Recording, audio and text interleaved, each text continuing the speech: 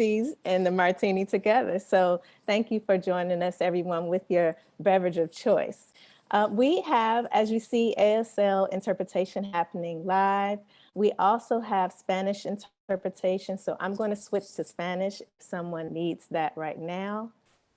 So, si necesitan interpretación a español, hay un globo abajo y pueden seleccionar el globo y seleccionar Spanish. Puede bajar el volumen de la persona que está hablando en inglés para escuchar mejor la persona que está hablando en español. We also have the chat option. So feel free to use the chat to add on to from your perspective to what we are talking about, and say hello, check in and say where you're from. We'll have a poll coming up shortly about that. And if you have a question that you would like to be answered, we might have time for that. So go ahead and put your questions in the Q&A. And if you see a question that you love, that you want to be answered, give it a thumbs up and we'll see that as well and see how many questions we can get to during our panel today. Last, we have closed captioning available. At the bottom, you should see a button that says CC. If you see the button that says CC, you can select that to see a live transcript. It should say live transcript available. You can make the subtitles larger or smaller by clicking on the settings. And last, we are streaming live on the Facebook page for the Department of World Languages and Cultures at Howard University. So if you want someone else to share who didn't get the Zoom link, they can watch on their own from Facebook. Again, the Department of World Languages and Cultures at Howard University. In lieu of pouring libation, which is something I'm accustomed to doing before any important event, any life event, I'd want to acknowledge and honor the Creator, the higher power, our ancestors, which is the reason we have come together today, who have brought us to today, who have given us the space to speak on this today.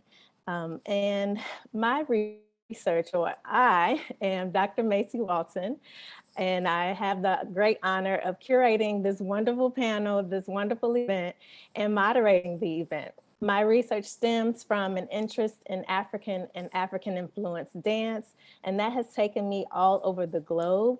And this is something that has allowed me to do research on Africans in the diaspora. I'm also a professor of Spanish language and cultures in Washington, D.C. And I want to thank again the Department of World Languages and Cultures at Howard University for their support for tonight's event. This discussion will delve into the many backgrounds of African descendants who call Washington, D.C. home. This program will be based on my research as a scholar of African history and culture of the diaspora.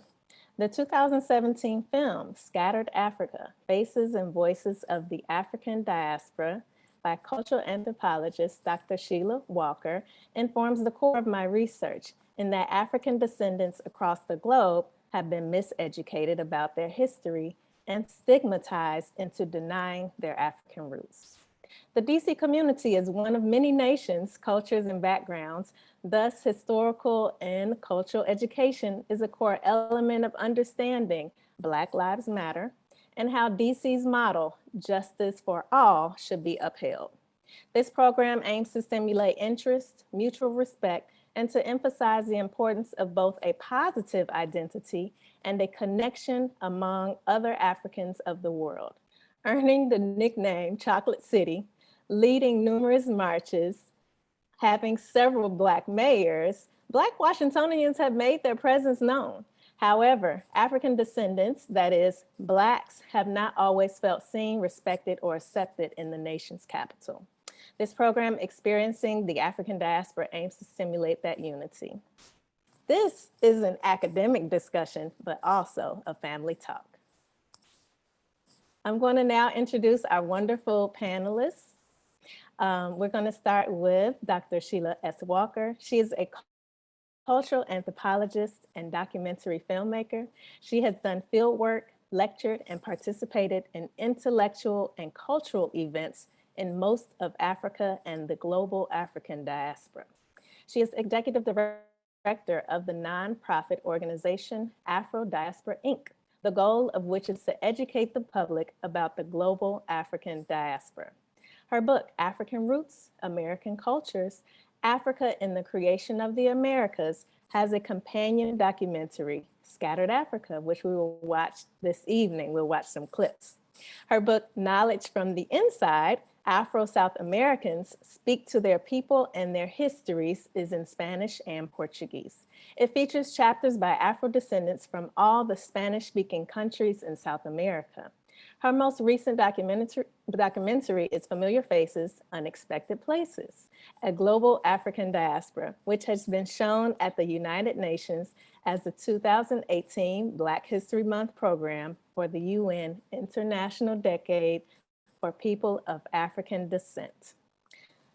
Marina Montgomery is a native of Denver, Colorado, currently residing in Washington, D.C.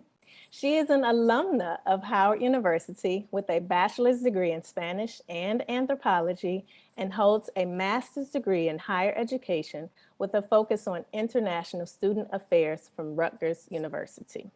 Through her position as the Assistant Director for Study Abroad at Howard University, she enhances the reach and scope of the field of international education as an advocate for increased inclusion of underrepresented students. In 2019, Howard earned an award for innovation in diversity and inclusion from goabroad.com for the Study Abroad So Black movement, hashtag Study Abroad So Black movement that Marina created to build community and apply a multimedia marketing approach to promote and empower Black students to seek out and maximize their right to global citizenship through education abroad. Last panelist, Lucina Martin, is a native of Detroit, Michigan. She graduated from Howard University in 2003 with a BA in African Studies. For 10 years, she taught outreach throughout the Washington, D.C. area with traditional expressions, a program designed to teach African folkloric studies and youth arts enrichment. She entered the classroom full-time teaching social studies. Estar en los cursos.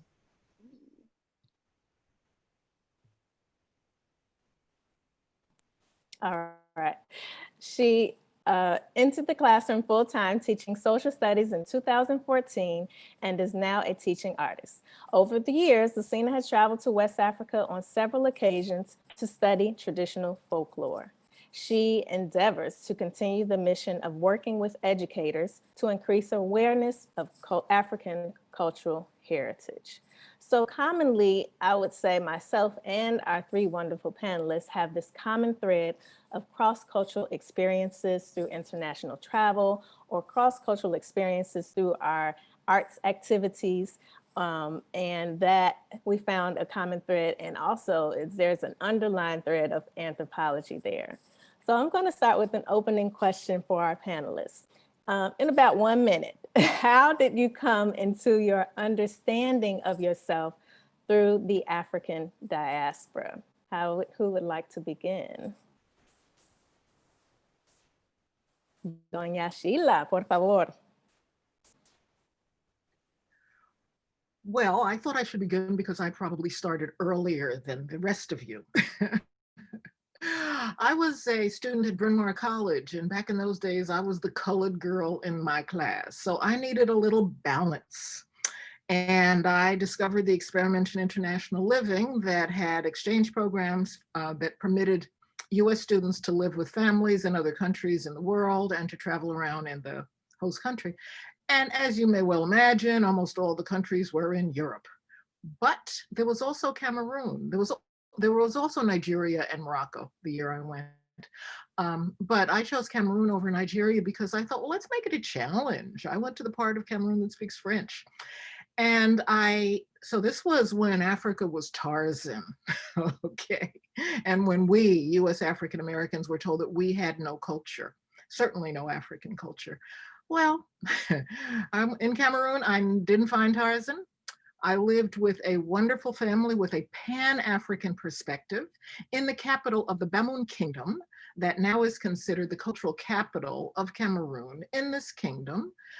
The father of the king, when I was there, had invented a writing system for his language. He had written books about his culture in his language, and he had created schools in which to teach those books. When the French colonized Cameroon, the first thing they did was close the schools, and that reminded me of the United States during enslavement, when it was illegal to teach African Americans to read and write. Why? Because it allows you to have your own ideas. And so that was my discovery of Africa. And what I realized was, right now I'm writing a memoir, and I realized that I had to have 17 shots to go to Africa, and from against all kinds of diseases, right? And maybe they worked, I was fine. But that was a lot. And what the message was Africa is dangerous to your health. Well, what happened to me living for 2 months in the capital of the Baboon Kingdom with the wonderful Njoya family was that Africa vaccinated me against my Eurocentric education. And so that's what I learned. All right, gracias, Doña Sheila. All right, there were several messages in that awakening. All right, who would like to speak next on their understanding of themselves through the African diaspora? Lucina? All right, I always have to remember to make sure that I can be heard. So in pondering that question and realizing now that we have about 1 minute, I will say there were about 3 key or significant factors that brought me here. For the first, was the fact of my birth, in that I was raised in an Afrocentric community in Detroit. And so Africa has always been part of my life. Particularly the arts, music, dance. I grew up in a performing company in Gomaza Amen Ra in Detroit, Michigan, where my parents were members. And so it has always been a part of me, African languages, the sounds of Africa, as it were.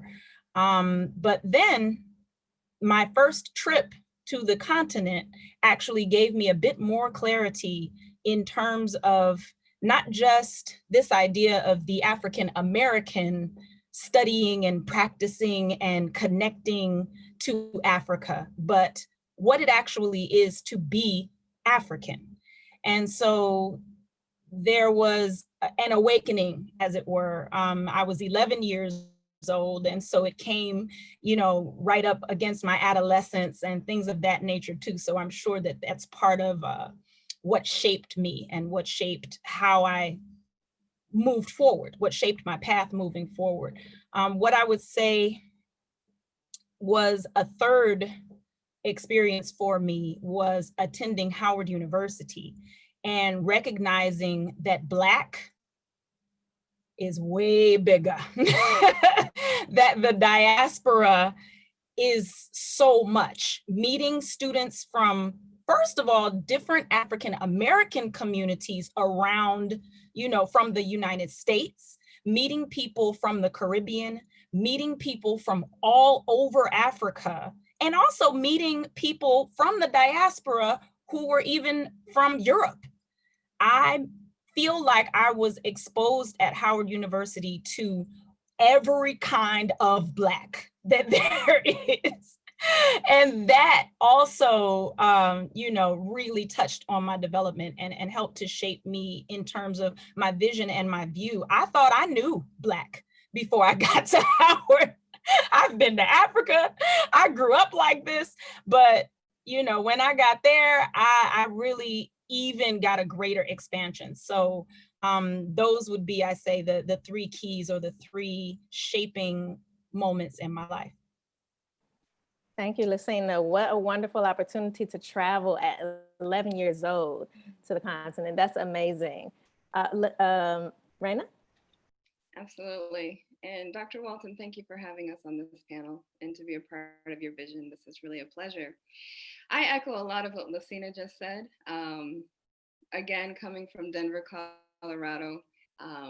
In that space, my mother really introduced me to the Pan-African experience within our household, within the literature that she read, the music that she played. She was a drummer for an African dance troupe in Denver. And so being able to see that at an early age inspired an awareness of our culture and the richness of it. And so from there, I was piqued, my interest was piqued, and I began to study abroad and to travel abroad. And so I'd say when I arrived at Howard when I arrived to DC from Denver, that's another space that really expanded my understanding of the Black diasporic experience. I'd never seen a Black city as lovely, as progressive, as multicultural as DC. And then coupling that with the Howard University experience that Lucina just really mentioned and gave full credit to, that blew my mind twice. And having had the opportunity to then pursue study abroad while at Howard, I chose to build on my Spanish, and that took me to Spain for a semester. And being in that European environment and really finding myself connecting with the Northern Africans and the folks from the diaspora that came to that space was informative, enlightening. And then from there, spending a semester in the Dominican Republic, where I felt fully embraced by that Caribbean vibe, that Caribbean culture, the language, the dance, the people, the Haitians that were in the Dominican Republic, and then seeing Haiti from for a limited amount of time while I was studying there.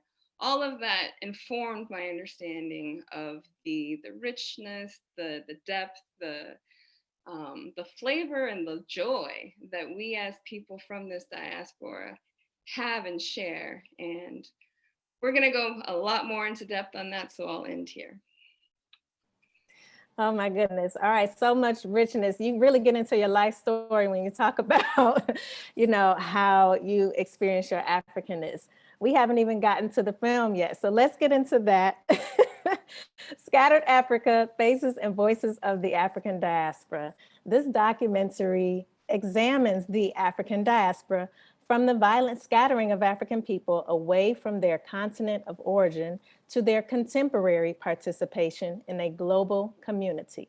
The film focuses on the enormous, although largely unacknowledged, contributions of Africans and their descendants to the wealth and power of the Americas, and portrays elements of African culture that characterize everyday life throughout the Americas today. Dr. Sheila Walker's discovery of her own heritage in Africa led her to seek out Scattered Africa in the Americas and to bring together leaders of African diaspora communities to discover their common heritage. I selected this film because, in a sense, the film speaks to the times of today of Africans in the diaspora. We are still having these conversations, roadblocks, and discoveries. So we are only going to watch a few clips of the film. If you are interested, you saw the screen, we'll put it up again for you to contact Dr. Walker. So let's go ahead and get into the first excerpt.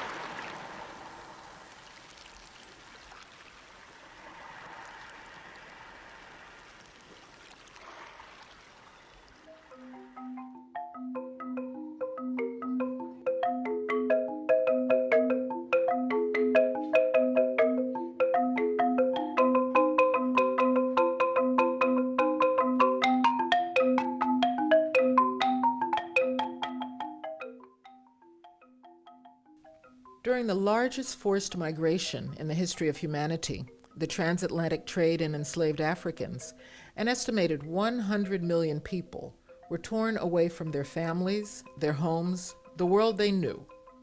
Only 12 to 15 million people survived the harsh journey to the coast, the confinement in barracoons, and the Atlantic crossing in boats constructed to transport human beings as cargo. These Africans were scattered throughout North, Central, and South America and the Caribbean. Of the millions of people who arrived in the Americas by the early 1800s, only 25% were European. 75% were African. So during the formation of the Americas, Africans and their descendants were the majority of the population. They worked on plantations and in mines. They panned gold, dove for pearls, transported goods, produced and sold food, were domestics, vendors. They did the work of the Americas. Some Africans were selected for their expertise in agriculture and metallurgy, providing a transfer of technology from Africa to the Americas. It was their more than 3 centuries of unremunerated labor that laid the foundations of the wealth and power of Europe and the Americas. Africans also planted and fertilized seeds of culture that are still growing today.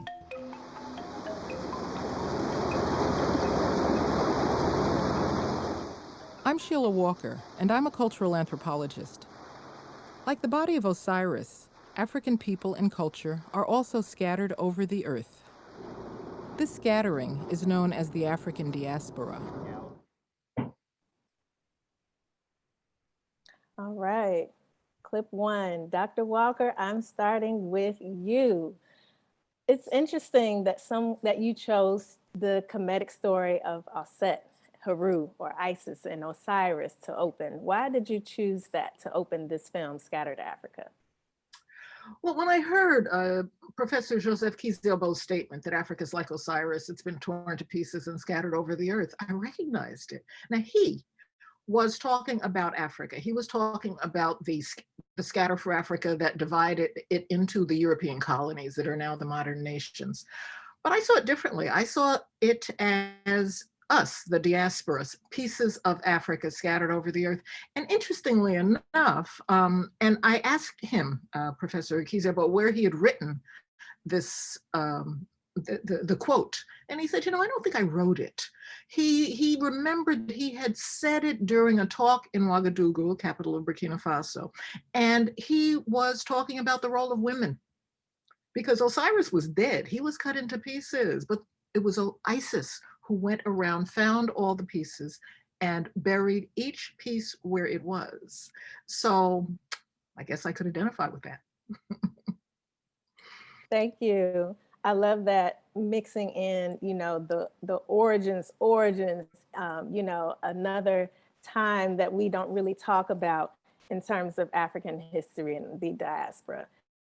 I'm going to Lucina next. Why do you think it is important for Africans to be brought back together since we have been scattered? What would that look like, or what would that do for African descendants? Well, my answer is certainly not my answer because it's a discussion that's been going on for as long as we've known that we were separate. Hemos hablado de ese tema por todo el tiempo, de lo cual hemos estado separados. Es la experiencia de nosotros en la diáspora africana y hay tanta gente, hay tantos líderes, por lo menos yo, que han tratado de comunicar esto, pero les voy a dar mi interpretación lo mejor que sea posible para mí. Y para mí somos un pueblo y hay poder en cada conexión que tenemos con nosotros, uno al otro. No importa dónde vivimos o dónde nacimos. Contact, that little, that little note that says, I'm African and you are African and we know it. There's the power in that. And the more that we connect with that power, the more that we unify with each other and come together as one, the more we are able to recognize that this position of oppressed, or this position of having been victimized or being exploited, or all of these other things that, you know, have been a valid part, a true part of history, are not true about the essence of our being. We are much greater. And the more that we see it in each other, and the more that we not only recognize each other, but then begin to reach out and touch and hold.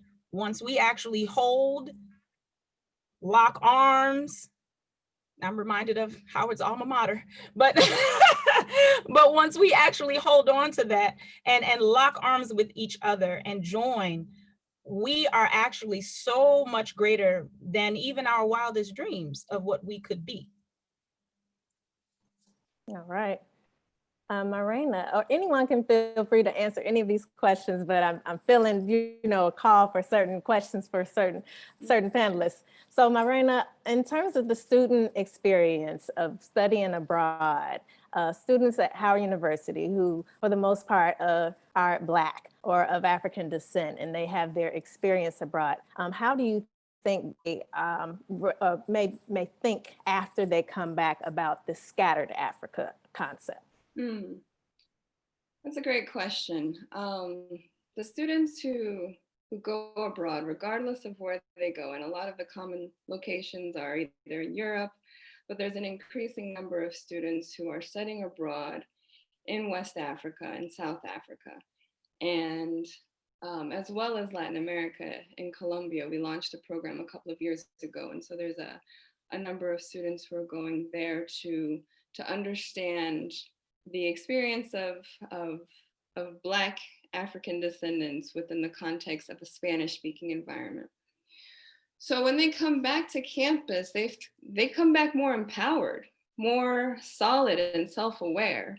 And I feel like they come back and they've come back and said that they're ready to better connect with the international community around us here domestically. And so the study abroad experience offers them this spark and this catalyst and this awareness of self that then leads to their abilities to really be meaningful and meaningful contributors to the Howard community, the international student community at Howard, as well as the work that they do moving forward. So it blows their mind, honestly, to understand how many more African descendants were taken to other parts of the world, taken to Latin America, Central America, then came here, and to have an experience in seeing the evidence of Black Belizeans, Black Colombians, Black Argentine folk. And so I feel that they're much more sensitive to the breadth of our experience, and therefore there's a strength, a stronger sense of identity that they possess as a result. Thank you. I'm jumping on your train, Marina, in terms of study abroad needing to be mandatory, not in the university setting, but at a younger age, because we, again, all have this commonality of having the opportunity to have gone abroad, right? Or even to have left our city is a big thing, but to have gone abroad and had this experience that has affected us in our lives, our careers, our outlook, as you're saying about the students, the same. So I really want to continue to advocate for the opportunity for funding to be put into place for our young people, for families to go abroad, because it's not a norm, but it needs to be a norm. Audience members, I'm going to remind you, you can go ahead and put a question in the Q&A. So you can say what you want in the chat, but put a question in the Q&A and we'll see if we can get to it. We're going to move on to excerpt number 2 for our film viewing. I know that when I was growing up, I was formally instructed in school that people of African descent in the United States, because of course there were no others anywhere else, had no connection to anyone anywhere in Africa. African Americans in the United States often think they are the only African Americans. They take themselves to be normative for Africans of the diaspora, and this is not true at all. It's very important for African Americans in the United States to begin to understand and pose themselves within the world of other African Americans. Lo que ocurre en Colombia, por ejemplo, y toda América Latina, que nuestros pueblos no conocen absolutamente nada sobre su historia africana, sobre su cultura africana, sobre su protagonismo africano, y eso es un gran vacío en la conciencia de nuestros pueblos. En Colombia hasta hace 20 años era mal visto reconocerse como africano, que ser africano era ser salvaje, ser malo, todos los estereotipos alienatorios con que nos definieron los europeos. Historically, many of us have inherited very, I'd say, faulty definitions, or definitions that have been imposed on us, not definitions of self and participation and community that are of our own choosing. The issue is about how did the modern world come into existence? How did the Americas gain their wealth? Why is the United States such a wealthy nation? Somebody paid a price. And Africans paid a great price for the meaning of this country. And it has not ever been acknowledged, and therefore the political implications of that have to do with when do we share in the world that we made, legitimately, authentically, and openly. All right, that was a lot of information. Panelists, you can speak on it, on your thoughts, and then I can come back with my questions for you. So would anyone like to speak on any of those thoughts? Dr. Walker? Well, I always have something to say about the diaspora, and I have a lot to say about that film, of course. You know, that film was made, I think we finished it in about 2000. It should be obsolete. All the information that's in it should be known by everybody. And people are still surprised 20 years later. So that's an unfortunate commentary. My experience is that unless we know ourselves in the larger context with respect to our African roots and our connections with others in the diaspora, we cannot understand who we are. Lucina talked about our recognizing each other. Nicolas Guillen, Afro-Cuban poet, has a poem in which the refrain is, sin conocernos nos reconoceremos. Without knowing each other, we will recognize each other. And in my first experience in Africa, I initially I wasn't looking for ancestors. I was looking for adventures. Now I found ancestors too. But we were trying to figure out, okay, who are we? And then there was a party. And at the party, they said, well, how come you can dance to our music, whereas your compatriots, we don't know what they're doing. You know about that, right? And Charles Long talking about, we don't see ourselves in the context of the larger diaspora. We in the United States, we think we're the majority of the diaspora. If we think in that kind of broad sense, we're not. There are more than twice as many Afro-Brazilians as there are of us, and they don't have the one-drop rule. So to see ourselves as an oppressed minority is very disempowering. To see ourselves as part of this large mass of more than 200 million African descendants in the Americas, 200 million, that's a lot of folks. That's like at least a third of the population of the Americas. And all the Black folks have not been counted because all the nations don't have censuses in which the Black folks can get counted as such, and they all want to be counted and are seeking to be counted. So for us to pose ourselves, as Charles Long said, in that larger context, well, it gives us a greater sense of who we are, what our ancestors contributed, what therefore we merit in our societies, and we're mirrors for each other. We can understand each other by understanding, we can understand ourselves by understanding each other. I wondered about those ladies getting happy in church in Newark, New Jersey. When I went to Bahia in Brazil and went to a candomblé ceremony, I got it.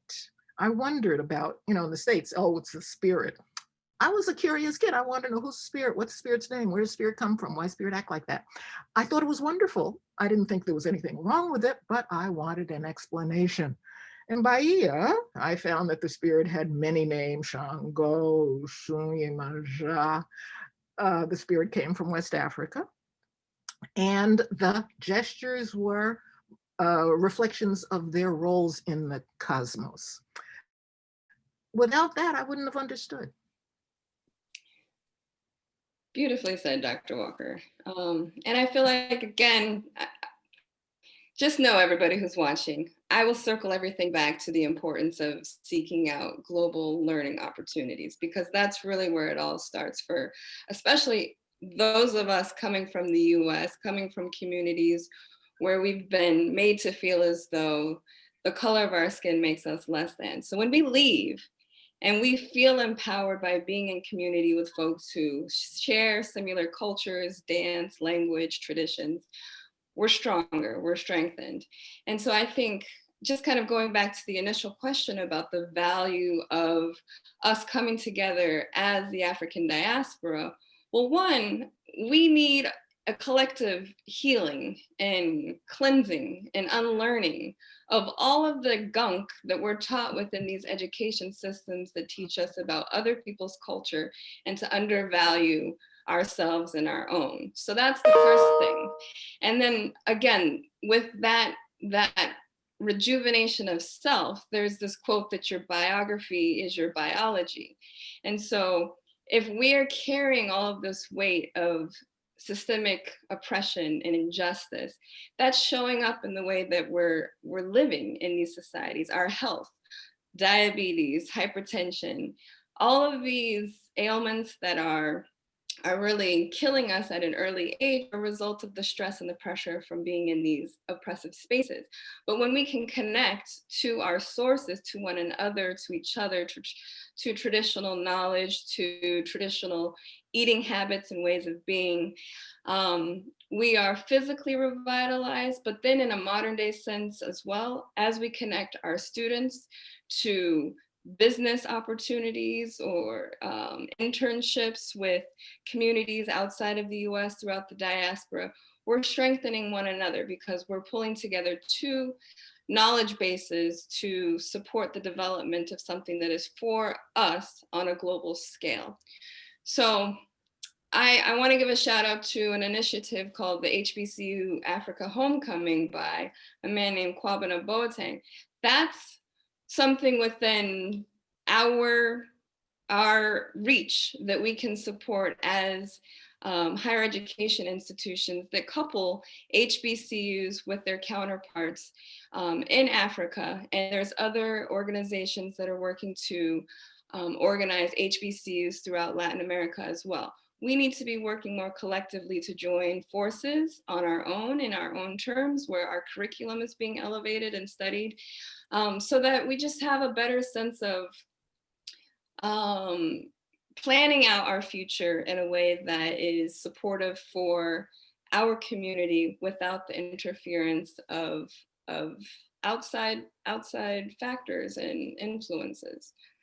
Let me get off the soapbox for a second and pass the mic.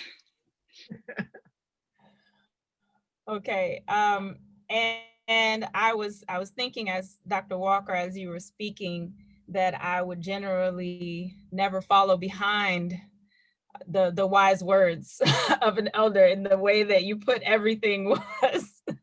I said, let me just be quiet. But but I did have something that came to mind and really just speaks to how this is still, unfortunately, such an issue. And not to turn political, but the fact of the birth of Kamala Harris, Vice President-elect Kamala Harris, being of Jamaican descent, and the number of people who are African American in the United States who very adamantly said, oh, she's not Black. That part, you know, that refusal or inability, or however you want to call it, to identify one of our own, someone who is of African descent, regardless of where they landed, someone who is of African descent, and to other that person in such a way, and to say that for some reason her claim to be one of us is somehow invalid because her ancestors landed somewhere different from where our ancestors landed. That part speaks to the poison. That part speaks to the poison that we're dealing with and what we're being faced with, and why it has been so much to our detriment that our people don't travel enough. Going into what Marina is talking about, our people do not travel enough. Our people do not have enough knowledge, enough experience of the things that we have in common that make us all African. That part, that is the piece that really stands out for me. And like I said, without going into the politics of it all, that example alone speaks volumes. And I'll leave it. Yes, thank you, Lucina. So I have two questions from you all about what you said, also pulling from the film, but pulling from what Lucina was saying about travel. Well, we a lot of times, or most of the time, don't have the means to travel. So it can be a cross-cultural experience that we have right here in our neighborhoods, in our schools, with family gatherings, in our churches. So those are the beginnings. Those are the catalysts to get to the next step, right? For me and for Lucina, it was coming from an African-centered community, which included that cross-cultural experience of the African continent through culture. So a lot of times we might, we have to bring it or present it, create the space so that these things can start to happen, these conversations and sharings of, oh, my neighbor's Jamaican, let me go over their house and see what they're having for dinner tonight, So my question, one of them pulling from the film, let's bring it down some. Let's go simple level right now. So in the film, one or two people spoke about the stereotypes of being, of being Black, the stigma of being of African descent. So we have been called uneducated, uncivilized, unkempt, rebellious, rioters instead of protesters, instead of demonstrators, all of the stigma that has been put on our back for so long. Let's bring it down some. Let's say we're at the family table, right? It's a multi-generational conversation that we're having. What are we going to say? Like, how do we start this conversation of the African diaspora, which is grandiose, right?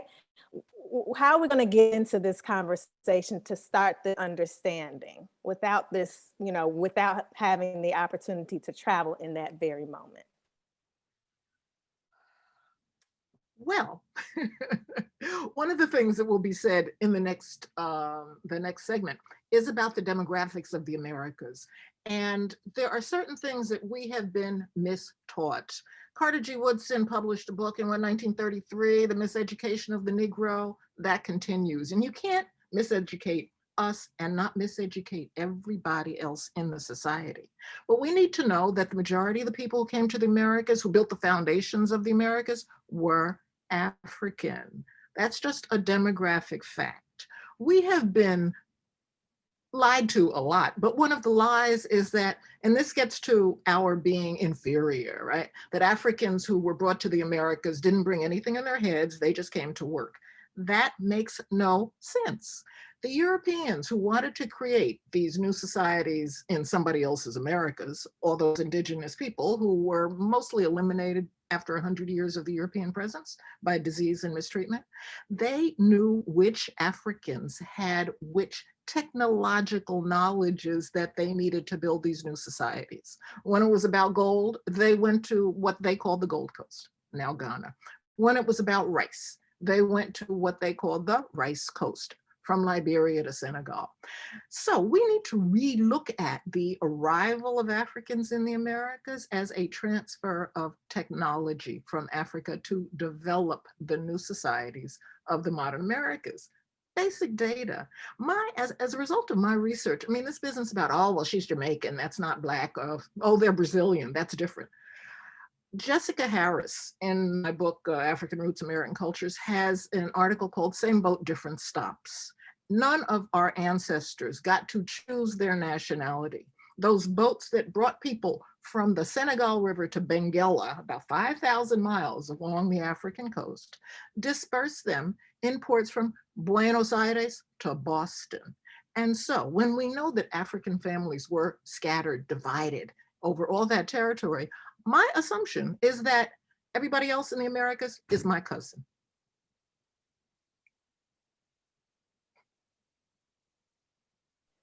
All right, I love that visual with, I'm thinking in terms of talking to students in the classroom, right? You go into a classroom and you have this I don't want to be, this I'm not that, you know, kind of understanding that you're alluding to, Dr. Walker. So I like the idea of talking about the boat dropping, you know, just imagine, you can imagine, you can picture, visualize, and kind of start the conversation from there on a lower level, right? Because it's a lot of information, it's a lot.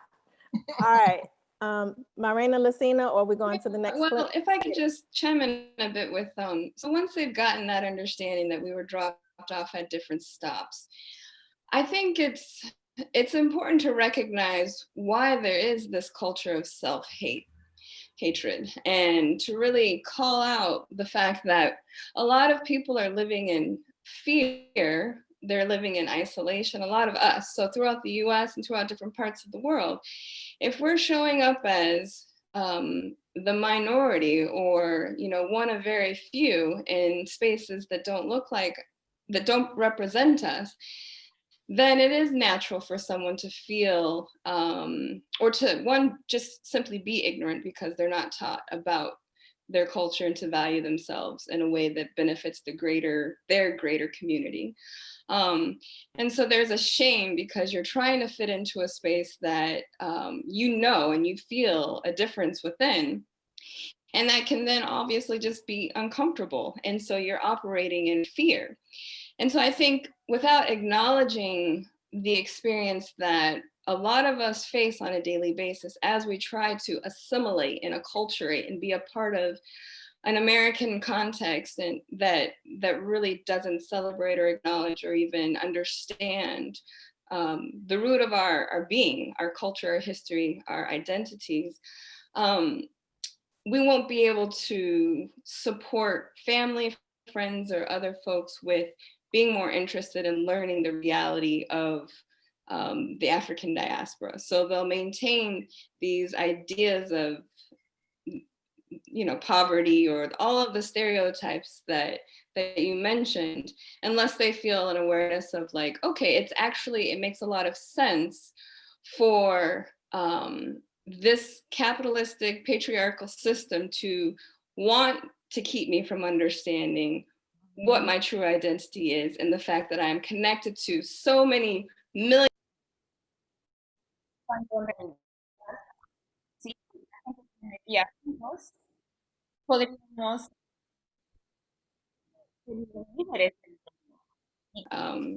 Foundation of the history, then bring in some logic to help folks understand why we all have felt in the ways that we felt based on being oppressed within the context that we operate within. All right, thank you, thank you. We're going to move on to our last clip, clip 3.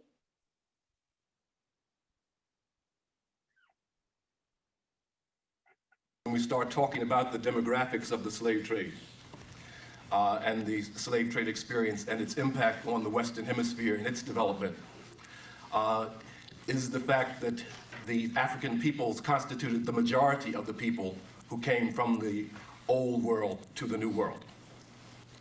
According to several sources, between 1492 and 1776, or roughly the first 300 years of what we understand to be the colonial period of American history, 1492, the Columbus voyages to 1776, 6.5 million people crossed the Atlantic from Africa and Europe and settled in the Americas, North, Central, South America, and the Caribbean. Of those 6.5 million people, only 1 million were European. The other 5.5 million were African. Y'all didn't hear me. Of the first 6.5 million people who crossed the Atlantic and settled in the Western Hemisphere, 5.5 million of them were African. Only 1 million was European.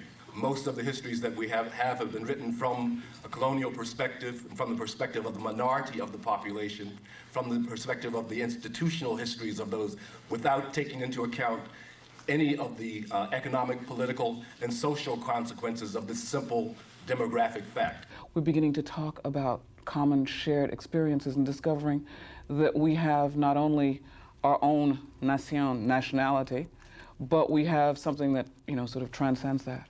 I was joking with somebody and talking about something to eat.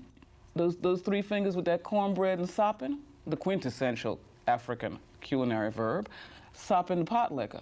And then, but that's the same way you also get the chebujan.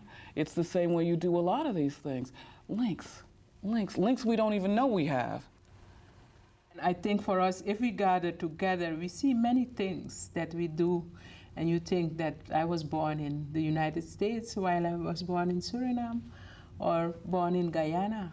So many similarities in our laughter, our movements, our talking, you know. Tonight at the concert, you know, people are all going to be moving this way, not that way. You know, we do things in the same manner. When African people get together in the diaspora, for example, at this conference, African people from Peru, Brazil, Suriname, they begin to play music, and you recognize the beat, and you say, oh, they didn't have a committee to decide this? How did this happen?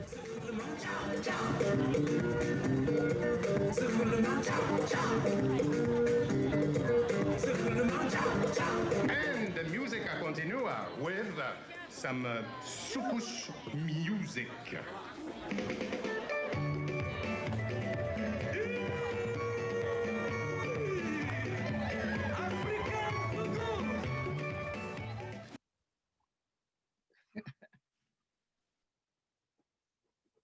I love the end of that video as a dancer. That party looked so fun. I mean, I'm sure you all danced for hours and hours, Dr. Walker. So I'm going to open it for comments on that last segment from the panelists. Just let me say that how are we going to and not do it? I mean, how much sense does that make? You know? We couldn't do that.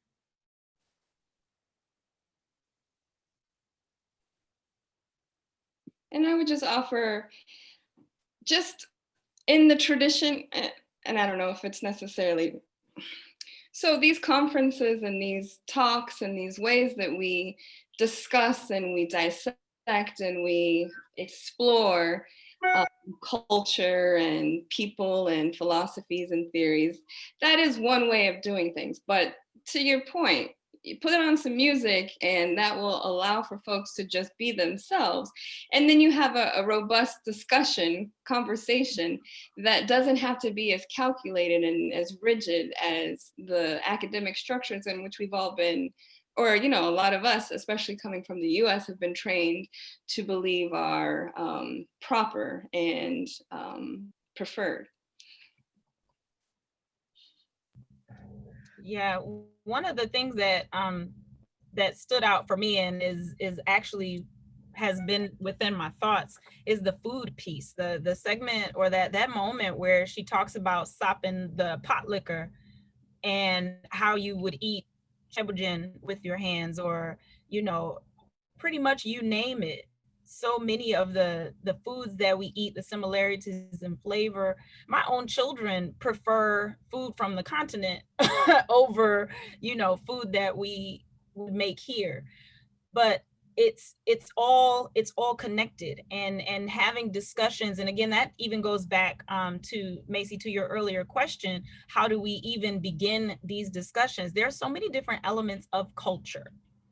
There are so many elements of culture. You know, a great mentor of mine, Mama Safia Sekani from Detroit, rest in peace. She used to say, when we would do our presentations in schools, she would bring out a couple of things about language. She would say, you know, in the Wolof language, they say wow.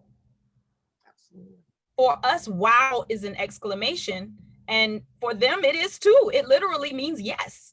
So that's just one key. It's an easy bite, but there are many examples across our languages, many examples across our mannerisms, how we act and gesticulate when we talk, how we, the look, the mama look, that is, listen, that side eye, that thing goes across the world. That does not belong to only one group or one place. The like, as we said, the flavors and the foods that we eat, the way that we move our bodies when we dance, the types of rhythms, the types of melodies and harmonies that sound good. In other words, the aesthetic, you know, what we appreciate or what we like in the things that we hear and how we listen to things, how things move us, has a lot of commonality across the board. And we find these things when we go to the world music section in a bookstore, pick up some music, you know, from other places that have African people or people of African descent. Pick up some music, get on YouTube, look on, just put in African dancing, put in Afrobeat, put in, you know, now there's Afro house. It's now getting to a point where all of our cultures are actually intermixing and intermingling, because the world is literally shrinking since the time of the internet coming into such massive use, right? So now we actually have access to other groups of people of African descent on the continent and all over the world that we didn't used to have. We can't always afford to travel, but now we can see ourselves in each other, and we are grabbing onto it. We are holding onto it and building and creating things that are all, that really, it just shows how much we are the same, how much we are alike. And it's a beautiful thing. I'm loving it. And if I could briefly just offer, I know there's another question coming up. I think the more that we lean into the pride in our cultural identities, the more that offers us opportunities to connect across cultures with other folks. So I'm thinking about all of the other cultures where drumming is a primary part of their traditions, like Japan.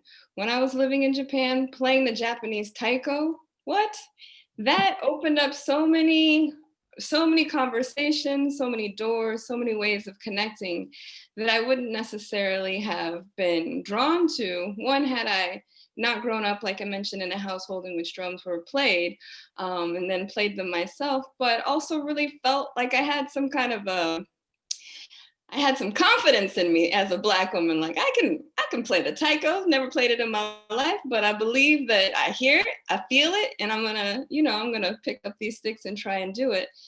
And I did pretty well. But I'm just offering that we can connect across cultures as well in a way that can bring us opportunities to bring back information, relationships that will enhance us as an African people as well. Yeah, and she's actually brought to my memory just the idea of the drumming. Of course, drumming is going to spark something for me. But I'm thinking now about go-go. I'm thinking about the drumming on the street corners, on the 55-gallon, you know, the plastic containers and the trash cans and things like that. I'm thinking about the Bucket Boys in Chicago. I'm thinking about how rhythm in the drum lines of every Black university, okay, how rhythm has gone across. And of course, visiting to Colombia, going there and seeing how, you know, the people of Colombia listening to Afro-Haitian music, Afro-Brazilian music. Oh my goodness, it's all, man, we don't have time to really go through the examples of everything that makes us.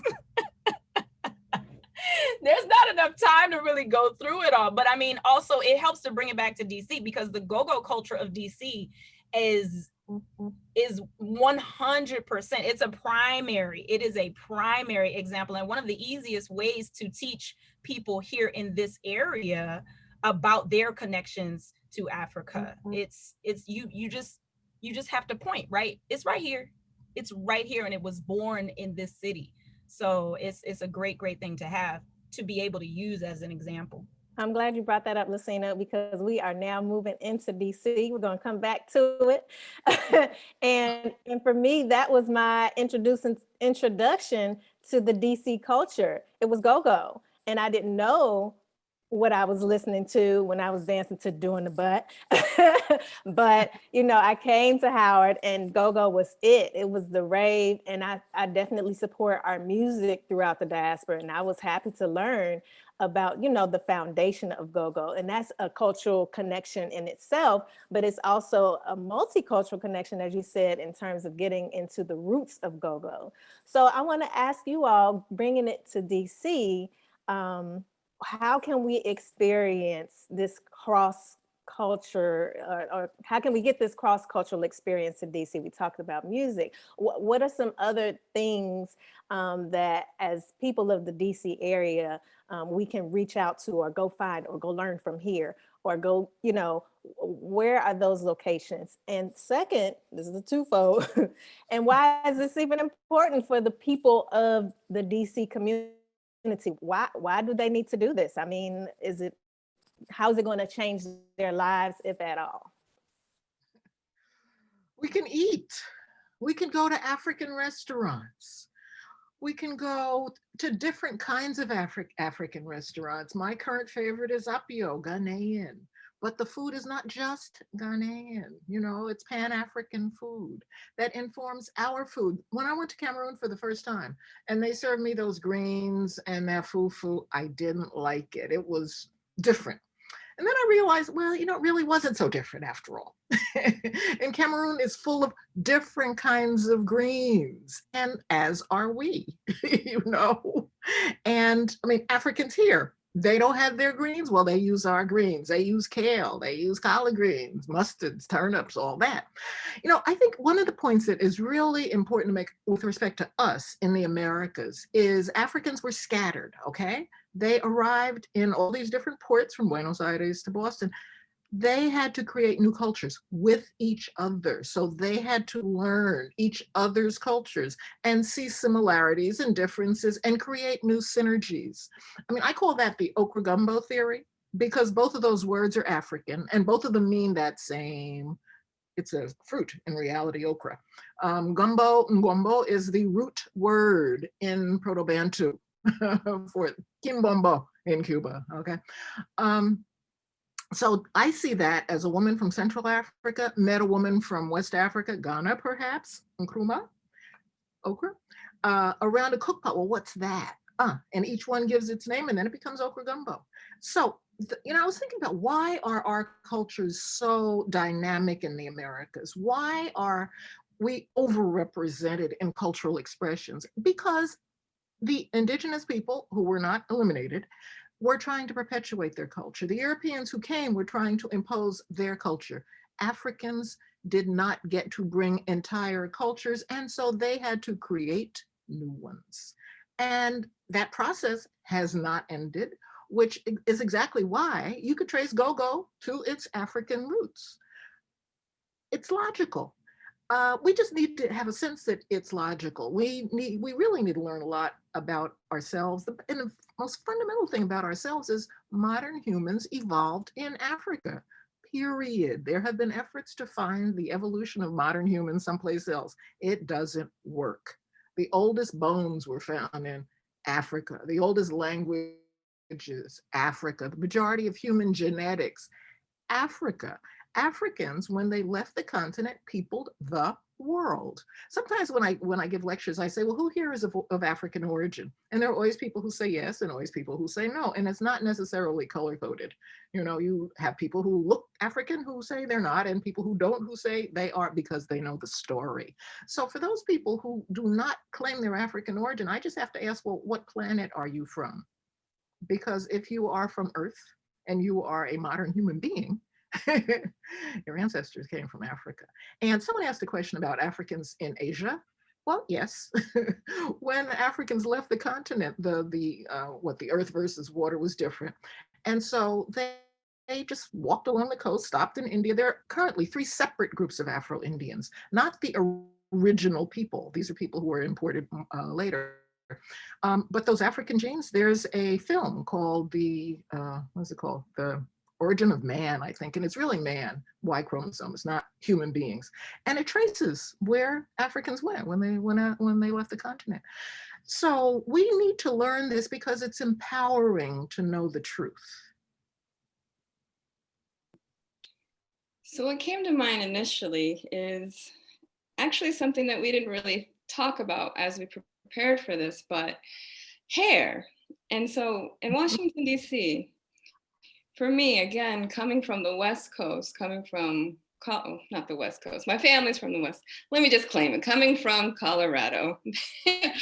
And there were, at that time, growing up in the 80s, 90s, very few people who wore locks.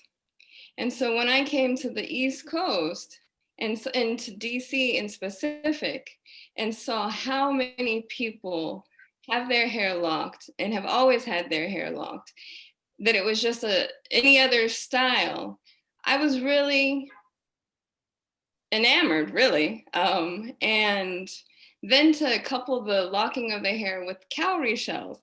Back in the day, the slouch socks, the parasucos, the locks, and the cowrie shells. That for me was freshman year at Howard University, walking down Georgia Avenue. And that showed me that there was such a strength and an embodiment of pride in our Black identity that it was just commonplace to have your hair in locks with cowrie shells. Now, I'm less familiar with, or I'm less aware of how many DC residents can trace back the meaning of the cowrie shell or why locks are symbolic to the Rastafarian. I think a lot of folks associate locks with Rastafarianism, but we can't let this conversation, especially around DC, pass us by without acknowledging the importance of hair in connecting to the diaspora, so. All right, and wow, hair. I wasn't finished processing hair, but I wanted to, because that is such a big thing. You're right. But I wanted to get back into what initially jumped into my mind when Mesi asked the question, which is the numerous organizations that provide cultural programming here in DC. So I'm a member of Farafina Khan, which is a group that, in addition to being a performing group, we offer classes, and we'll of course provide information before we leave on the many things that we do, but we engage in what we call edutainment. We educate and entertain by giving information about the cultures of particularly Manding and West Africa. But you also have Kankaran, and they can be reached at kankaran.org. They have an annual conference that is drumming and dancing, and there's also a concert. They have been here in DC for a really, really long time. I won't quote the actual number of years. It's over 30 though, because I don't want to be wrong. But you should check out Conqueron. They do essentially the same. They present African culture.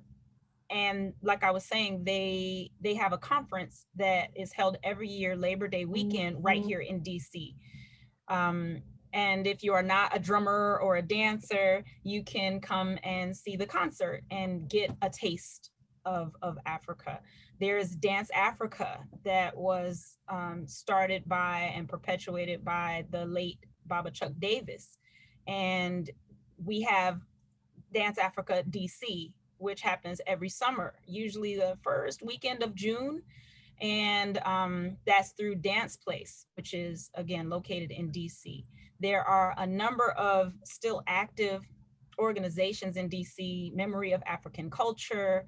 There are African institutions, educational institutions that are all over the city. It really is a few clicks away. Finding Africa in DC in a tangible way is really a matter of a few clicks. And we have the Center for African Studies at Howard University. There is an outreach component to the Center for African Studies at Howard.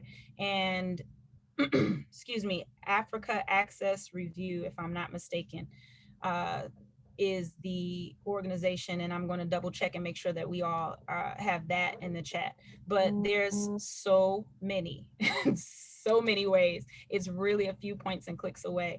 But there's a lot, and I love that about DC. That's one of the things that I neglected to say when we started, is that in addition to what I experienced on campus at Howard, when I met members of the community, the cultural community or the African-centered community, as it were, right here in DC, I became enamored. I just was like, yes, these are my folks. Like I was surrounded by people who understand that we are one.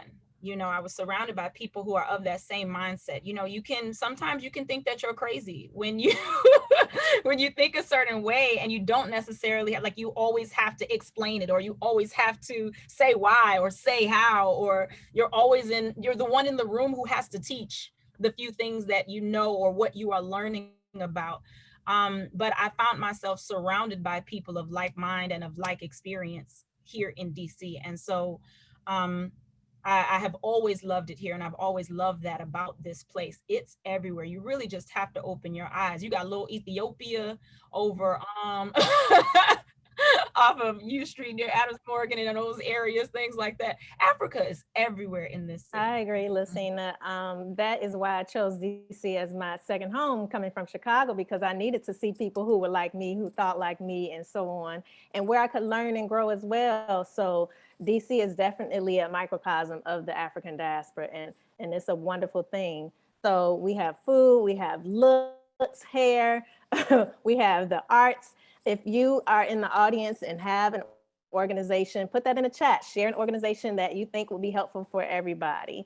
And I have to acknowledge the roots of people who are in the DMV. Most of those who have migrated up to DC are from Virginia, are from the Carolinas, and they have a deep history of maintaining their African roots, of maintaining their heritage. And that is something that I learned from. That is something that we all can learn from as well, in terms of either reaching back or holding on to what we have in terms of our Africanness.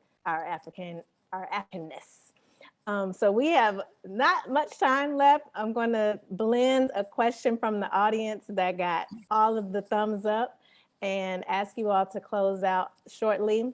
So the audience wants to know what recommended resources or texts you would recommend to gain a deeper understanding of the breadth of the global African diaspora.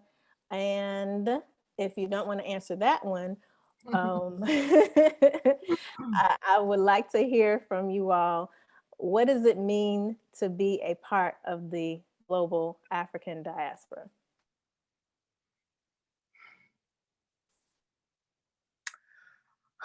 Well, I just happen to have a book here that I will show you. And this is the book from the conference that gave us the clips, and it's available on, you know, Amazon and from other sources, of course.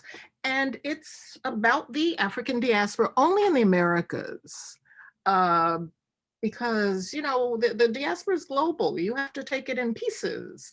Let me get another one.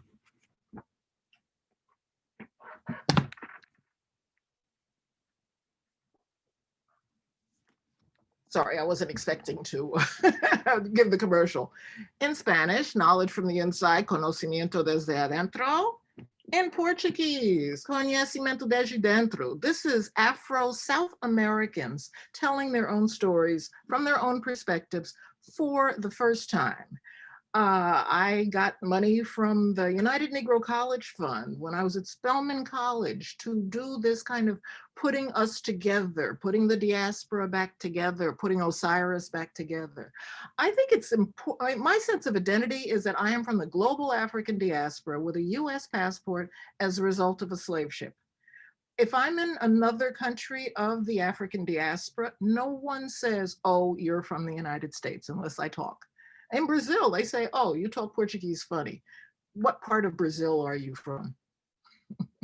So I think it's much more powerful to be part of a family of 200 million Afro descendants in the Americas than considering myself an oppressed minority. It's just not true. Preach on that. Yes, ma'am. And I too have books all over the place. So two that are closest to me. This is The Healing Wisdom of Africa, Finding Life Purpose Through Nature, Ritual, and Ceremony by Malidoma Some. Recommend this. He and his wife write phenomenal books, his late wife.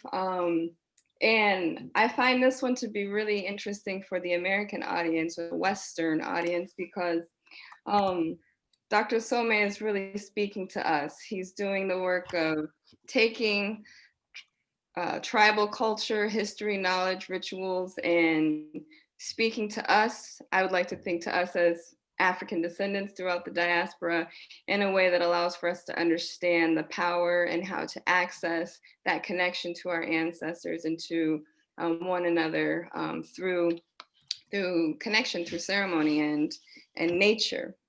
And then a shout out to a friend and former Howard colleague or classmate. This book, or Justin Donovan, I don't know if he's on, but Research is Ceremony. He posted this indigenous research method. So to answer the second part of the question about how we can show up as participants in the African diaspora and our experience collectively, I would say we, especially those who are connected to institutions of higher learning, we need to tell our story. We need to be the ones who are really providing the narrative that is backed by the research that we do as we're talking to, as Dr. Walker did. The way that we can engage with one another is entirely different than the way folks from who aren't people of color engage with us. And so our responsibility is to talk to one another. And for those of us who are, again, connected to institutions of higher learning, do research that elevates our voice and puts things within, in our voice, within, you know, let us own our own narrative and focus on the topics that really celebrate us and build us up versus focusing on all of the other areas that are meant to make us feel as though we're not as strong as the 200 million people that, you know, Dr. Walker just mentioned. So that I think is a really powerful way that we can be active participants of our life experience as African peoples.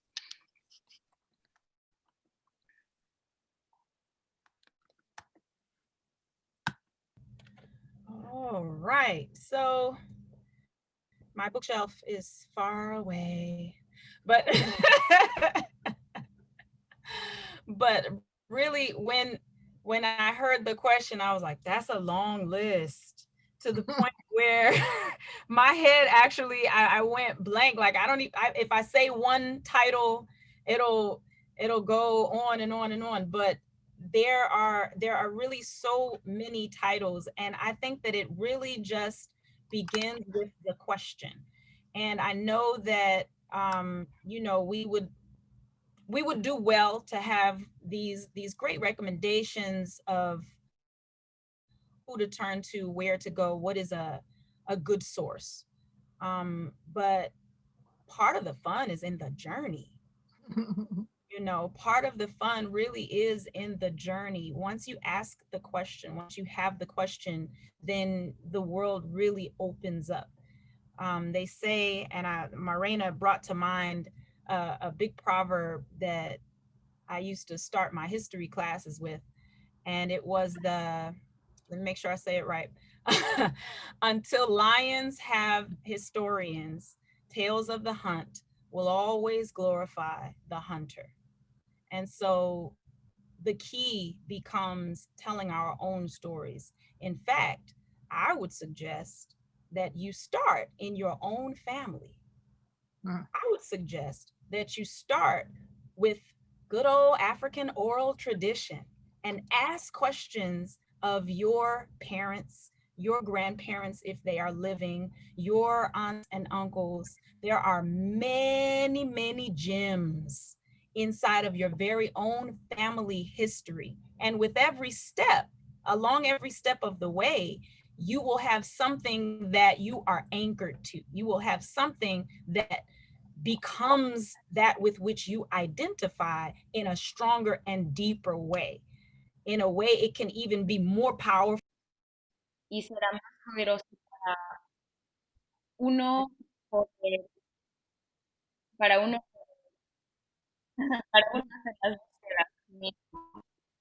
Seriously, let's have these conversations with our families. If your family is from the Carolinas, or if your family is like mine from Mississippi, we're talking Alabama, we're talking Georgia, we're talking all of these places from whence our first, or I should say the first of us, as far back as we might know, came onto this land. Let's go there and start to dig. As we find out exactly what places our ancestors came from, we are even more strongly connected to those manifestations of Africanity in us. So if you find that your people are from Benin, or your people are from Cameroon, or your people are from Senegal, or your people are from Angola, that list goes forever too. But if you find that your people are from there, then you have even more of a connection, and a deeper connection to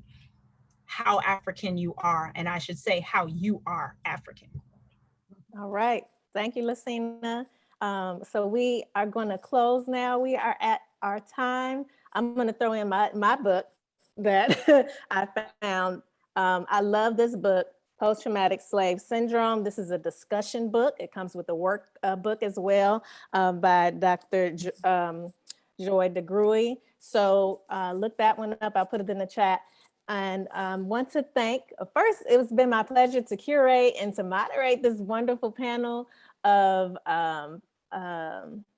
Dr. Sheila Walker, Marina Montgomery, Lucina Martin, and I want to again thank Humanities DC, the Department of World Languages, the Bunch Center at Howard University, our media partner, WPFW, TR Bridges for the wonderful ASL interpretation, our Spanish interpreters, Marie Helene Fab and Victor Jones. And you all please continue to engage with Humanities DC at humanitiesdc.org. You can follow or contact any of our panelists there. You have their information. Thank you all for coming. Thank you all for engaging. Thank you for your wonderful comments and your wonderful questions. I hope you have a great night.